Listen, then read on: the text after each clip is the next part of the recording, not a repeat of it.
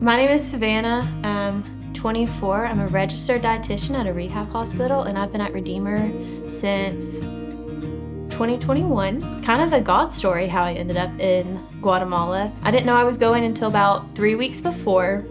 Last minute, someone was not able to go on the trip, and I was putting together some things for the people going on the trip because a lot of people from our small group were going, and it was like, well, a spot opened up if you want to go. So I spent like 2 full days just in prayer, asking other people to pray that I'd be led to the right decision. I eventually landed on yes, then was figuring out if work would even let me go. By the end of the night before I told Jeff I would go, work said, yeah, go ahead.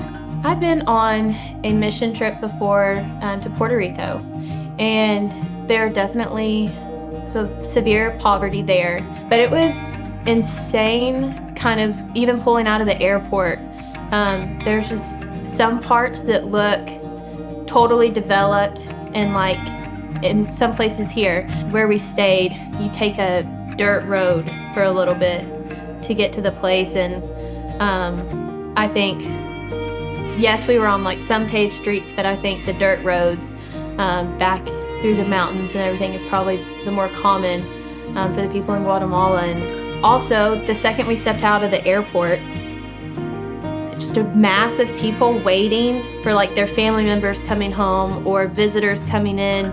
Everyone had balloons and welcome signs. There were so many people, it was kind of overwhelming, but immediately I feel like you could just see the joy in that just small area at the beginning. I went in 4 or 5 houses, but every single one of these families had something traumatic.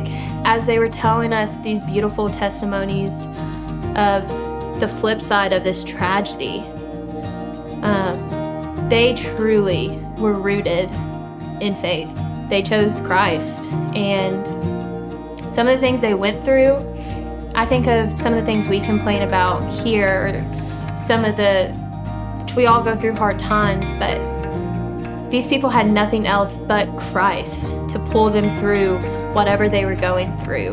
And just to see that amount of faith served, I know we were there on our mission trip, and you think you're going to pour into these people when really I felt like I would leave a lot of these houses more encouraged by them than me doing anything for them, because they just had true faith. There was one little boy, and he had been learning English, and he just had the biggest smile on his face the entire day that we were there. And he would try and come up, and he would have like basic conversations with us. One of like my favorite parts was worshiping. We sang the same 2 songs with like each group that we led for the afternoon, knowing that these kids were worshiping and we were worshiping, and in my brain, you know, you're singing it in English, they're singing it in Spanish, but to know it's all the same praise. Our very last group that we had, our last day,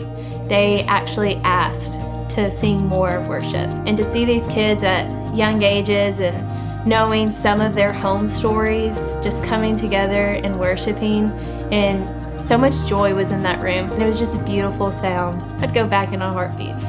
There's a great need, but you just have an idea of what you think the trip will be like, but it's just so much more than that. It's relational, and you get to talk with the translators that we had, the people leading the Bible classes at Cada Nino, some of the teachers, even Tim and his wife, getting to chat with them and just hear their heart behind their mission. It's beautiful, and it's worth experiencing again.